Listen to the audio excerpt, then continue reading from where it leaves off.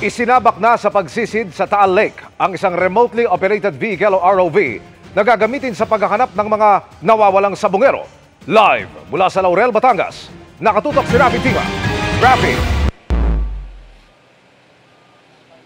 Email, ito nga ang unang araw ng paggamit ng Philippine Coast Guard sa kanilang remotely operated vehicle o ROV sa kanilang paghahanap nga sa mga labi ng mga missing sabungero.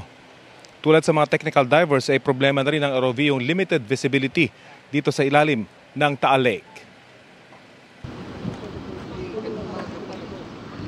Lula ng isang malaking bangkang pangisda, pinuntahan ng mga kawani ng Philippine Coast Guard ang boyang inilatag kahapon malapit sa lugar na nauna nilang sinisid.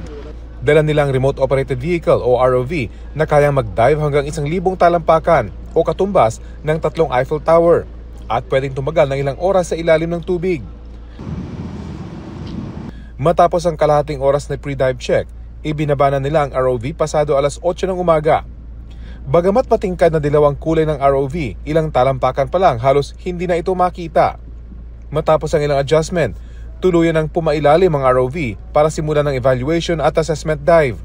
Ayon sa PCG, gusto kasi nilang matiyak kung gaano ka-epektibo ang ROV sa kondisyon ng Taal Lake na lubhang maburak.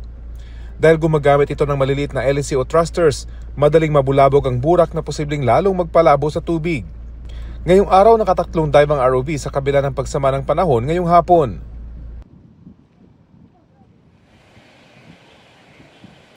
Hinihintay pa natin ang impormasyon mula sa Philippine Coast Guard kung ano yung naging dive profile ng kanilang ROV kanina, kung gaano kalalim at gaano katagal yung bawat dive at kung kumusta yung visibility nito. May dalawang malaking LED lights naman ng ROV pero kapag maraming silt o dumi, mahirap ding makakita yung camera nito. At patuloy tayong nakantabay sa pinakahuling impormasyon mula sa PCG. Yan pa rin ang latest mula rito sa Laurel, Batangas. Emil? Maraming salamat, Rafi Tima.